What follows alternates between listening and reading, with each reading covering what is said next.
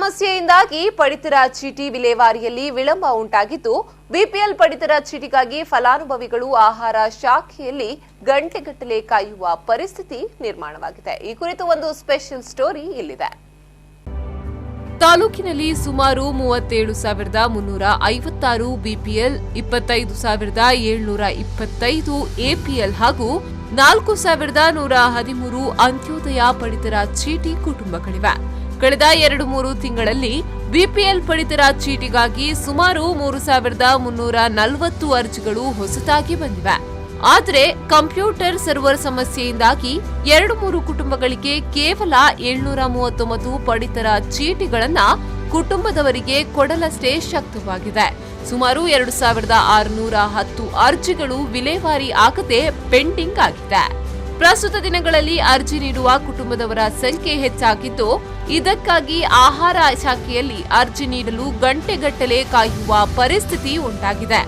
ಒಂದೆಡೆ ಆಹಾರ ಶಾಖೆಯಲ್ಲಿ ಹೆಚ್ಚಿನ ದಾಖಲೆಗಳ ಸಹಿತ ಅರ್ಜಿಯನ್ನ ಕಂಪ್ಯೂಟರ್ಗೆ ಅಪ್ಲೋಡ್ ಮಾಡಲು ಸಾಕಷ್ಟು ಸಮಯ ತೆಗೆದುಕೊಂಡ್ರೆ, ಇನ್ನೊಂದೆಡೆ ಸೈಬರ್ಗಳಲ್ಲಿ ಆನ್ಲೈನ್ ಅರ್ಜಿಯಲ್ಲಿ ಅಪ್ಲೋಡ್ ಆಗುತ್ತಿರುವುದರಿಂದ ಸರ್ವರ್ ಸ್ಲೋ ಆಗಲು ಕಾರಣವಾಗಿದೆ.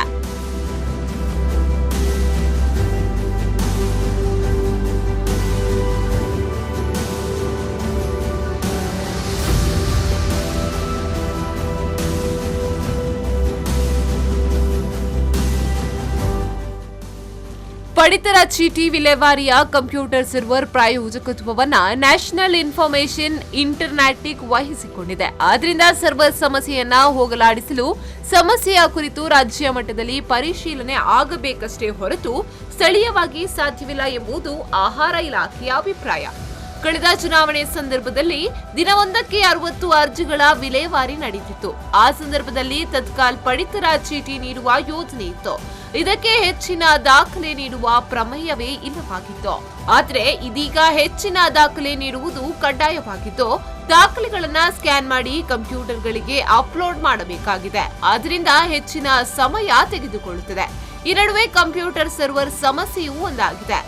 ಪರಿಣಾಮ ದಿನಕ್ಕೆ 30ರಿಂದ 35 ಅರ್ಜಿಗಳನ್ನ ವಿಲೇವಾರಿ ಮಾಡಲು ಸಾಧ್ಯವಾಗಿದೆ ಎನ್ನುವುದು ಪುತ್ತೂರು ಆಹಾರ ನಿರೀಕ್ಷಕರಾದ ಸರಸ್ವತಿಯವರ ಅಭಿಪ್ರಾಯ. ಅಷ್ಟೇ ಅವರೇಜ್ 30-35 ಮಾಡ್ಲಿಕ್ಕೆ ಆಗುತ್ತೆ. ಅಲ್ಲ, ಮುಂಚೆ 60 ಎಲ್ಲ ಕೊಡ್ತಾ ಇದ್ರು ಅಂತ ಅವಾಗಲ್ಲ. ಆಗ ಅದು ಸಾಫ್ಟ್ವೇರ್ ಬೇರೆ ಇತ್ತು. ಈಗ ಅದನ್ನು ಸ್ಕ್ಯಾನ್ ಮಾಡಿ ಅಪ್ಲೋಡ್ ಮಾಡುವಂತಹ ಆ ಥರ ಈಗ ಸ್ವಲ್ಪ ಅವತ್ತು ತಕ್ಷಣ ಕಾರ್ಡ್ ಕೊಡಿ ಅಂತ ಹೇಳುವಂಥ ಒಂದು ಬಂದದ್ದು ಯಾವಾಗ ಆ ಟೈಮಿನಲ್ಲಿ. ಅದಕ್ಕೆ ಹೆಚ್ಚು ದಾಖಲೆಗಳನ್ನು ಅಪ್ಲೋಡ್ ಮಾಡ್ಲಿಕ್ಕೆ ಇರಲಿಲ್ಲ. ಡೈರೆಕ್ಟ್ ಕ್ಲಿಕ್ ಮಾಡೋದು ಆ ಥರ ಇತ್ತು ಆ ಎಲೆಕ್ಷನ್ ಟೈಮಲ್ಲಿ. ಈಗ ಇದನ್ನೆಲ್ಲ ಸ್ಕ್ಯಾನ್ ಮಾಡಿ ಅಪ್ಲೋಡ್ ಮಾಡಲಿಕ್ಕೆ ಅದನ್ನು ನಾವು ಅಪ್ಲೋಡ್ ಮಾಡ್ತೀವಿ. ಸ್ವಲ್ಪ ಸಮಸ್ಯೆ ಇರ್ತದೆ. ಮತ್ತೆ ಸಮಸ್ಯೆ ಉಂಟಾ ಈಗ? ಅನೀಶ್ ಕುಮಾರ್, ವಿ4 ನ್ಯೂಸ್ 24/7 ಪುತ್ತೂರು.